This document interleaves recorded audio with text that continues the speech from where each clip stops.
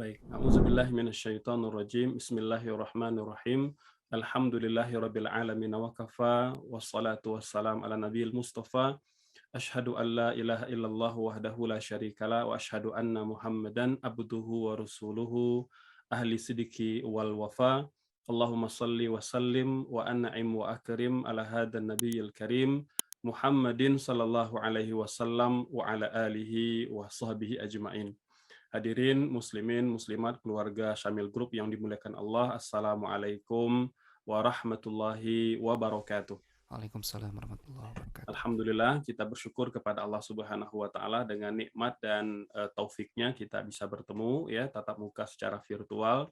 Kita tentu selalu berharap pertemuan ini pertemuan yang mendatangkan kebaikan dan melahirkan ketaatan kepada Allah Subhanahu wa taala. Amin, Allahumma amin.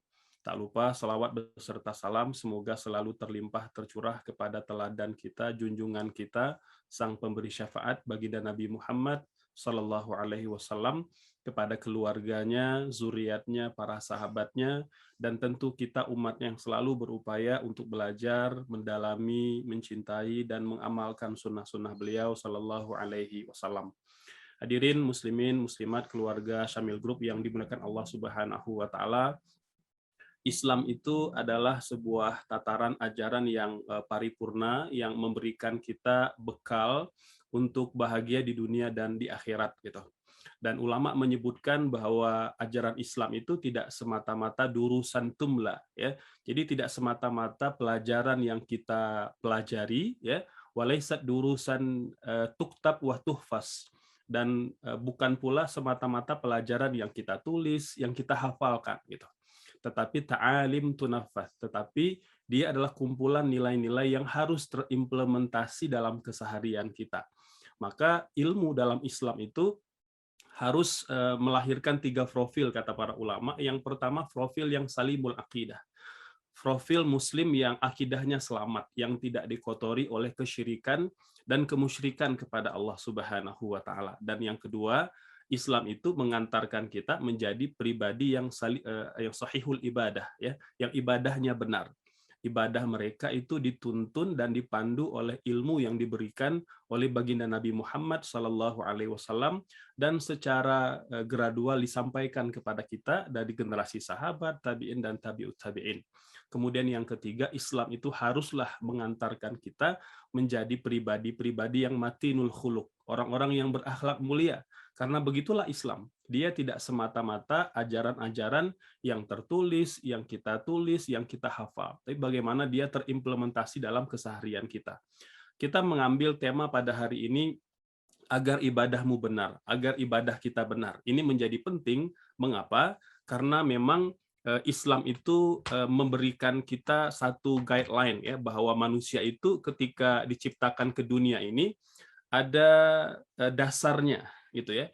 Allah menyebutkan dalam Quran surah ke-51 ayat ke-56. A'udzubillahi minasyaitonirrajim. Wa ma khalaqtul jinna wal insa illa liya'budun ya. Dan tidaklah kami ciptakan jin dan manusia melainkan untuk beribadah kepada kami gitu.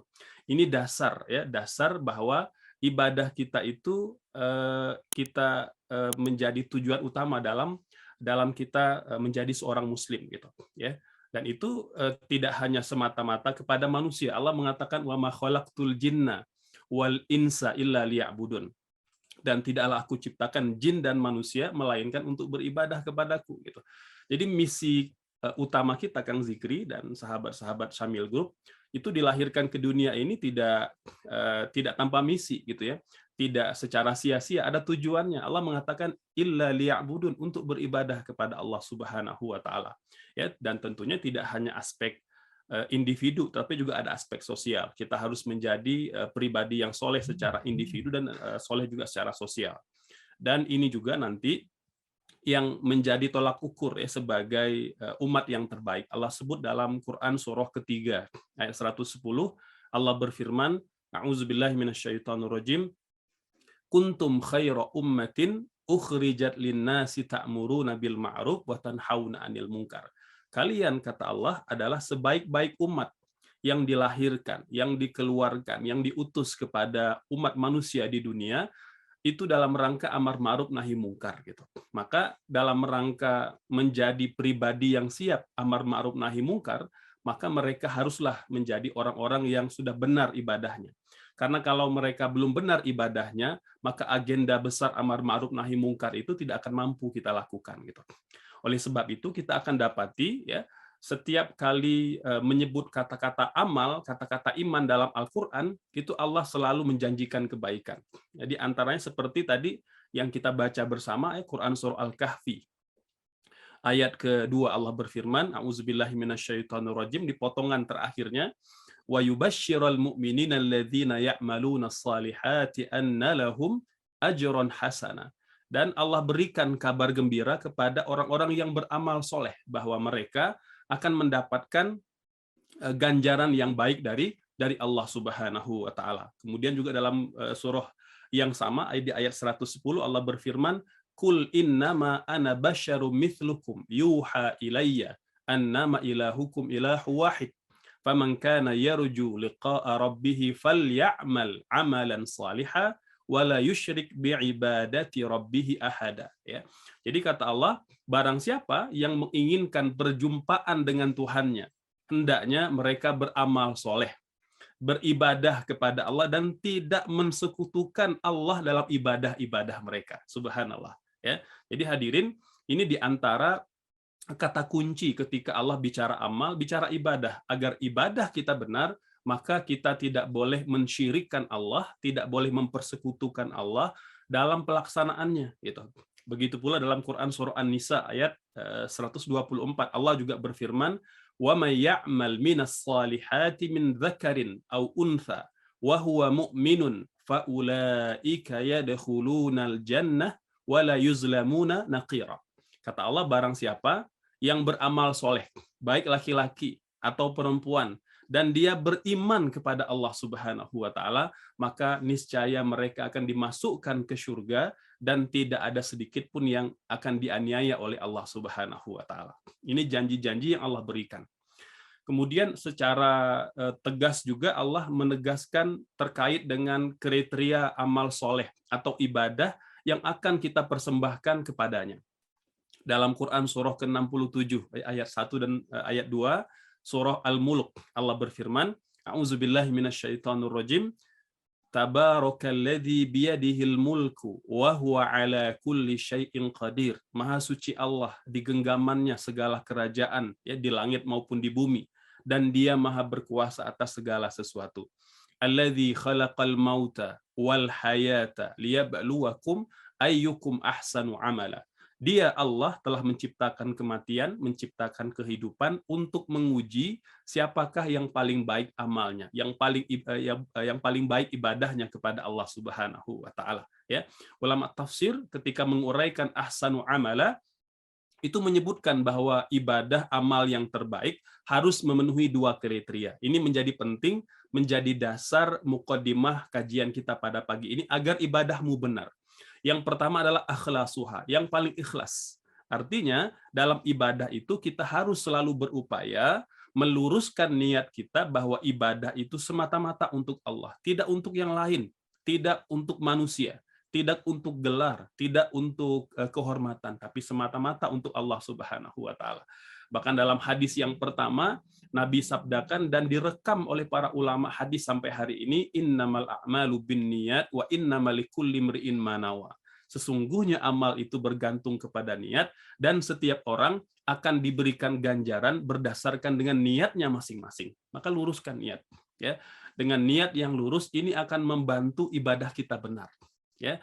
Jadi kalau kita masih belum bisa meluruskan niat kita, menjadikan niat itu lempeng semata-mata karena Allah, kita akan sulit untuk mendapatkan kualitas ibadah yang benar.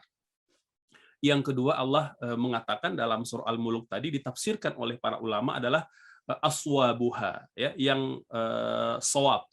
Artinya dia berdasarkan tuntunan yang diajarkan oleh Allah, yang diajarkan oleh baginda Nabi Muhammad Shallallahu Alaihi Wasallam. Ya, kalau kita sederhanakan, maksudnya adalah kita mendasari ibadah kita dengan ilmu, dengan petunjuk. Jadi tidak boleh kita mereka-reka, tidak boleh kemudian kita hanya menebak-nebak saja. Jadi ibadah itu haruslah berdasarkan tuntunan yang diajarkan dalam agama kita. Dan ini pula yang menjadi esensi doa yang kita baca. Ya, setiap hari kita membaca doa dalam salat-salat kita, ya, di penggal terakhir surah Al-Fatihah, ummul kitab, ya. A'udzubillahi minasyaitonirrajim. Bismillahirrahmanirrahim. Ihdinas siratal mustaqim, ya Allah, tunjukilah kami jalan yang lurus. Ya. Jalan yang lurus yang seperti apa? Ya, maka Allah mengajarkan kita jalan yang lurus itu adalah siratal ladzina an'amta alaihim. Jalan orang-orang yang engkau beri nikmat. Siapa mereka? Orang-orang yang beriman, ya, yang mengilmui amal mereka dan mengamalkan ilmu mereka. Jadi ilmu dan amal dan ilmu itu menjadi dua variabel yang tidak bisa terpisahkan. Karena jika tidak, kita akan menjadi orang-orang yang tercela dan tersesat seperti mana yang Allah sebutkan dalam Quran surah Al-Fatihah. Ghairil maghdubi alaihim waladdallin. Kami tidak ingin, ya Allah, menjadi orang-orang yang engkau murkai dan orang-orang yang tersesat. Al-maghdub itu diuraikan oleh para ulama adalah hum al-yahud. Mereka orang-orang Yahudi, ya, orang-orang Yahudi dan orang-orang yang punya karakteristik seperti mereka. Apa karakter orang-orang Yahudi? Mereka berilmu, mereka pintar, mereka cerdas, ya, tetapi ilmu mereka itu tidak berbuah amal, ya. Ilmu mereka tidak terimplementasi dalam kesehariannya. Dia hanya menjadi pelajaran, hanya menjadi skill, hanya menjadi talent saja, tapi tidak terimplementasi, tidak tercermin dalam kehidupan sehari-hari mereka. Kita diajarkan oleh Allah jangan menjadi seperti mereka, orang-orang Yahudi, ya, al-maghdub alaihim, orang-orang yang dimurkai oleh Allah Subhanahu wa taala, dan tidak pula ad-dhallin walad-dhallin, dan tidak pula tersesat. Siapa mereka yang tersesat ini? Ulama tafsir menyebutkan hum an-nasara, ya, mereka adalah Nasrani dan orang-orang yang punya karakter seperti mereka. Apa karakter orang Nasrani ini? Mereka gemar beribadah, mereka suka banyak beribadah, tetapi ibadah-ibadah mereka ciptakan sendiri, mereka buat sendiri, tidak mengambil tuntunan yang diajarkan oleh agama kita. Maka kita meminta kepada Allah Subhanahu wa taala, ya Allah, kami tidak ingin menjadi orang-orang seperti ini. Ghairil maghdubi alaihim waladdallin.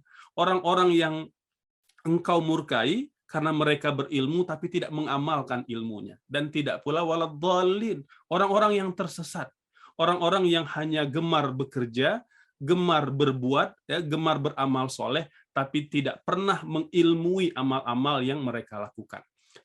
Persis seperti nanti uraian Umar bin Abdul Aziz. Kalau seseorang itu bekerja tanpa ilmu, maka lebih banyak kerusakan, lebih banyak mudarat yang diciptakan daripada kemaslahatan dan kebaikan. Oleh sebab itu perlu, ya, kiranya dalam setiap amal-amal kita mendasarinya dengan ilmu agar ibadah kita benar, dan kita juga perlu mengilmui setiap ibadah kita. Dan ini terjadi pada masa Rasul Shallallahu Alaihi Wasallam, ya, bahwa Nabi Muhammad juga kerap mengkoreksi, ya, ibadah para sahabat. Tujuannya apa? Agar ibadah tadi benar, ya, secara normatif, kemudian bisa terimplementasi menjadi akhlak, ya. Karena syariat ini diturunkan oleh Allah, diciptakan oleh Allah Subhanahu wa taala. Maka Allah Maha tahu mana yang paling baik, mana yang mendatangkan kemaslahatan untuk kehidupan kita. Dia ibarat piranti, ya, ibarat aplikasi yang telah Allah siapkan. Kalau kita aplikasikan dalam kehidupan kita, maka pasti mendatangkan kebahagiaan dan keselamatan di dunia maupun di akhirat, gitu. Tapi kalau kita mengabaikan itu, maka tentu kita akan tersesat. Pernah terjadi suatu ketika ada sahabat Nabi itu bergumul-gumul, ya, di kubangan pasir atau lumpur. Nabi bertanya, "Mengapa engkau bergumul-gumul seperti ini?" gitu. Apa kata beliau? "Ya Nabi Allah, wahai Nabi Allah, ya, bukankah kalau kita wajib berwudu tidak ada air, kita wajib bertayamum, mengusap wajah, mengusap tangan," gitu. Kata beliau. Maka aku berpikir, hari ini aku sedang junub, wahai Nabi, dan tidak punya air, maka aku perlu membasahi ataupun mengusap tubuhku dengan lumpur dengan cara bergumul-gumur di atas pasir. Maka Nabi mengajarkan kepada beliau, ya, untuk dalam kondisi junub tidak mendapatkan air, maka engkau cukup bertayamum, mengusap wajah, mengusap tangan, persis seperti yang engkau lakukan tatkala akan bertayamum dari berwudu. Ini dasarnya gitu ya. Jadi tayamum dari wudu ataupun tayamum dari mandi junub itu cara yang sama, tidak ada yang berbeda ya. Tata caranya sama, hal-hal yang perlu dilakukan sama, dan yang membatalkan pun sama gitu. Jadi tidak ada tayamum yang khusus untuk mandi junub, kata Rasul kepada sahabat tadi. Begitu pula cerita yang juga fenomenal direkam oleh banyak para ulama hadis, cerita seorang sahabat Nabi yang terluka di kepalanya ya. Kemudian pada malam itu dia mimpi basah. Dia bertanya kepada para sahabat ya, "Wahai sahabatku, aku mimpi basah dan kepalaku sedang terluka. Apakah aku boleh bertayamum?" gitu. Maka sahabat-sahabat tadi yang kebenaran ya, bukanlah orang-orang yang berilmu ya, seperti mana ada Abdullah bin Umar, Abdullah bin Abbas ya, dan sederet ulama-ulama di kalangan para sahabat. Mereka orang-orang biasa yang juga mungkin mendapatkan kemuliaan dengan aspek yang lain ya, dengan hartanya ya, dengan tenaga, dengan pikirannya. Maka dia bertanya kepada sahabat-sahabat itu dan mereka menjawab ya, anta takdir alal ma, engkau mampu menggunakan air, walam naro laka rukhsah, dan oleh sebab itu kami tidak melihat engkau boleh bertayamum gitu. Maka mandilah sahabat tadi pagi itu. Ketika dia mandi, qadarullah, dia meninggal dunia. Jadi meninggal dunia akibat salah fatwa gitu. Maka apa yang terjadi? Berita kematian itu sampai ke telinga Rasul Shallallahu Alaihi Wasallam dan beliau sangat murka dengan mengatakan satu kalimat yang luar biasa penting untuk kita ilmui. Gitu. Apa kata Nabi? Qatalahumullah. Mereka telah membunuh saudaranya dengan kebodohan mereka. Ya. Qatalahumullah. Semoga Allah juga membinasakan mereka, menghukum mereka. Gitu. Ala sa'alu idza lam ya'lamu. Mengapa tidak bertanya kalau tidak tahu?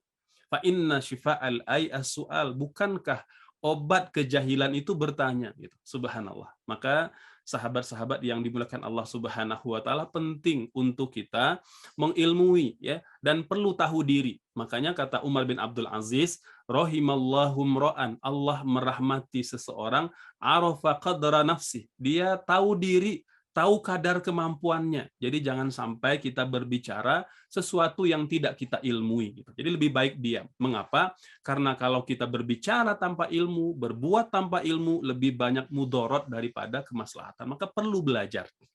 Begitu pula ada sahabat yang disuruh mengulang sholatnya.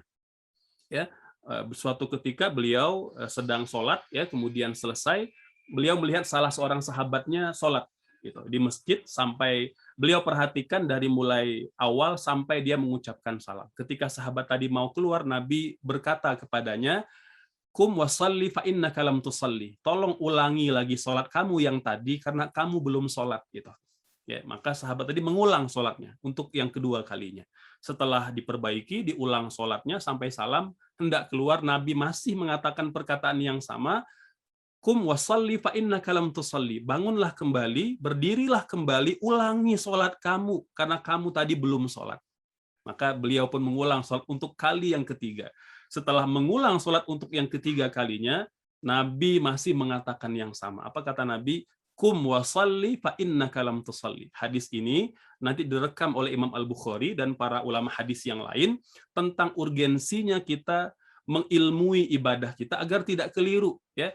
Kekeliruan sahabat tadi membuat kita perlu belajar. Jika mereka yang hidup sezaman dengan Nabi tidak menjamin ibadah mereka benar, terlebih-lebih lagi kita gitu. Yang jarak antara kita dengan Nabi itu 14 abad, 1443 tahun. Jarak kita dengan hijrahnya Nabi Muhammad SAW. Maka perlu kita betul-betul belajar agar ibadah kita benar gitu. Juga seperti yang terjadi dengan salah seorang sahabat ya, yang dikatakan itu masih mencuri setelah sholat gitu ya. Ada yang mengatakan, wahai Rasul, si fulan itu rajin sholat, tidak pernah meninggalkan sholat, tapi dia masih mencuri ya Rasulullah. Apa kata Nabi? Sesungguhnya kalau sholatnya benar, maka sholatnya itu akan mencegahnya dari perbuatan maksiat dan dosa tersebut gitu. Maka ini menjadi introspeksi untuk kita semua. bahwa ternyata kalau ibadah kita benar, dijalankan dengan cara yang benar, dengan tuntunan agama, insya Allah itu akan mengantarkan kita menjadi pribadi-pribadi yang berakhlak mulia. Karena bahkan Allah menjanjikan itu, ya, persis dalam Quran surah Al-Ankabut ayat 45. Apa kata Allah? Innas salata tanha anil fahsya'i wal munkar. Sesungguhnya salat itu, kata Allah, pasti mencegah, ya, orang yang melaksanakan sholat dari perbuatan keji dan perbuatan mungkar. Gitu. Sholat yang seperti apa? Sholat yang sudah benar, ibadah yang sudah benar.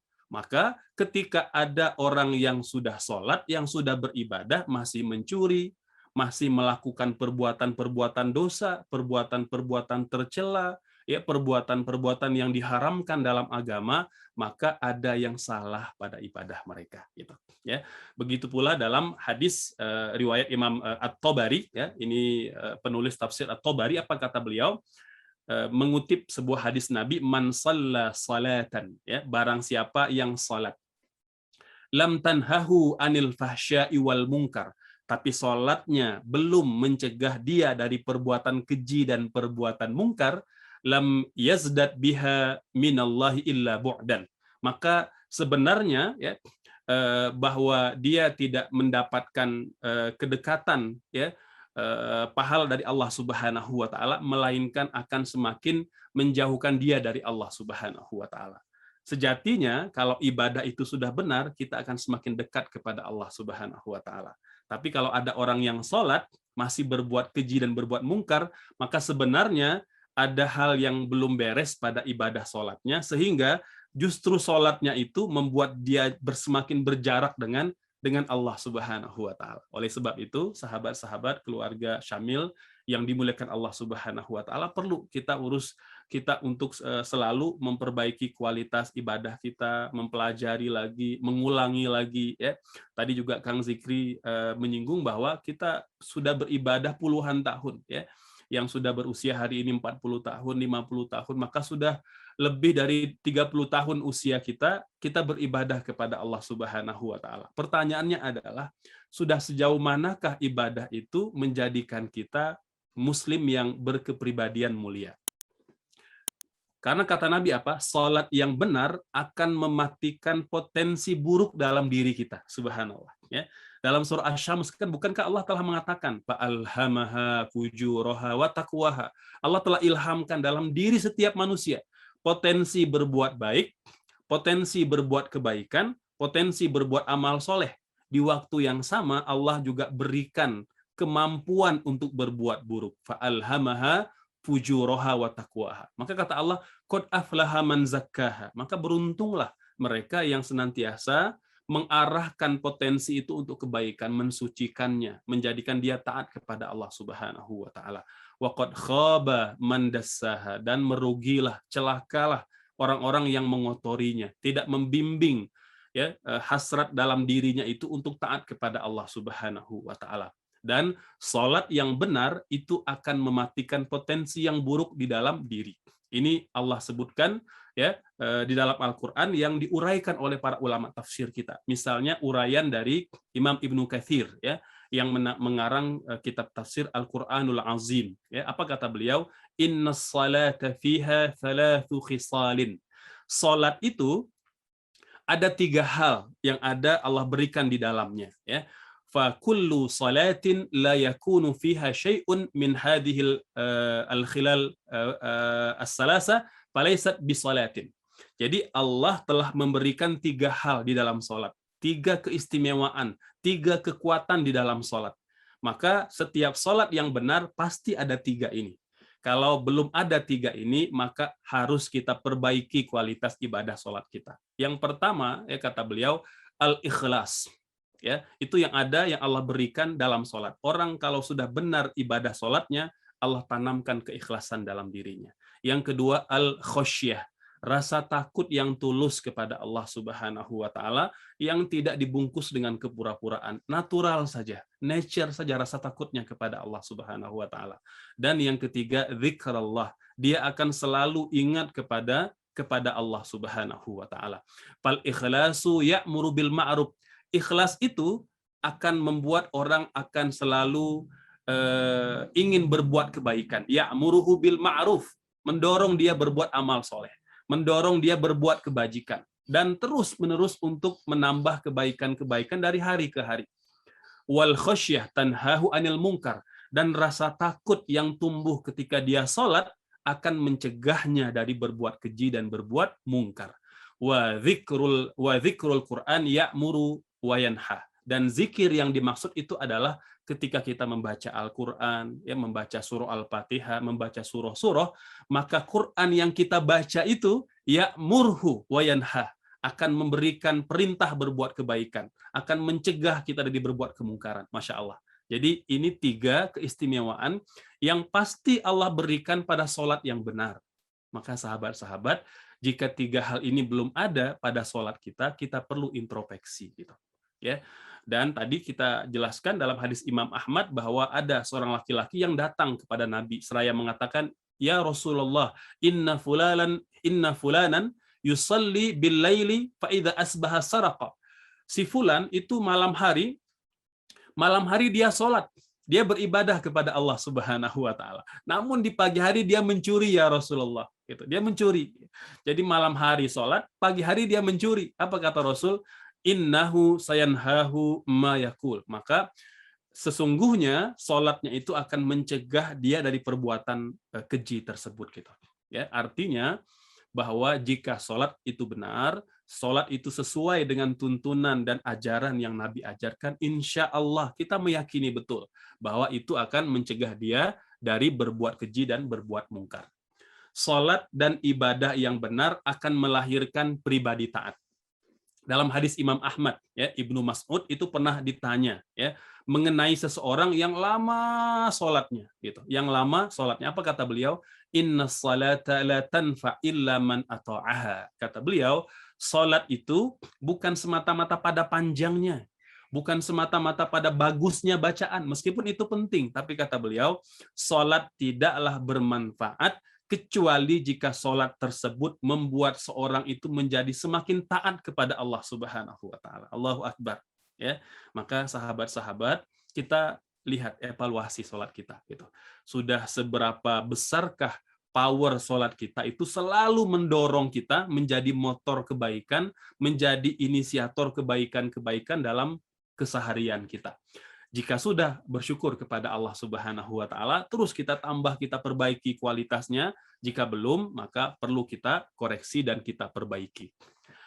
Tentu ada banyak ilmu yang perlu kita kuasai, perlu kita pelajari, wabil khusus berkaitan dengan ibadah kita kepada Allah Subhanahu wa taala. Maka kata para ulama, karena banyaknya ilmu dan tidak mungkin kita pelajari semuanya, prioritaskanlah, ya, ilmu itu yang berkaitan dengan ibadah. Ya, ini kalau pada aspek ibadah mahzoh, ya. Kalau pada aspek ibadah ghairu mahzoh, nanti juga ada, ya, ilmu tentang jual beli, ilmu tentang transaksi, praktek-praktek yang boleh, praktek-praktek yang diharamkan, itu aspek ibadah ghairu mahzoh. Adapun aspek ibadah, maka prioritaskanlah rukun Islam, ya. Dari mulai toharoh, kita bersuci, ya, bagaimana kita berwudu, bagaimana kita mandi junub, bagaimana kita bertayamum, ya.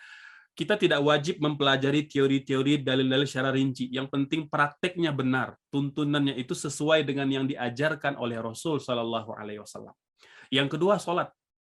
Ini tiang agama. Kita harus pastikan kualitasnya, kebenarannya sesuai dengan apa yang diajarkan dalam agama kita. Begitu pula puasa. Ya, kemudian ziswab, ya, dari mulai zakat, infak, sedekah, wakaf kita, itu juga harus kita ilmui, serta ibadah umroh atau ibadah haji yang wajib kita lakukan.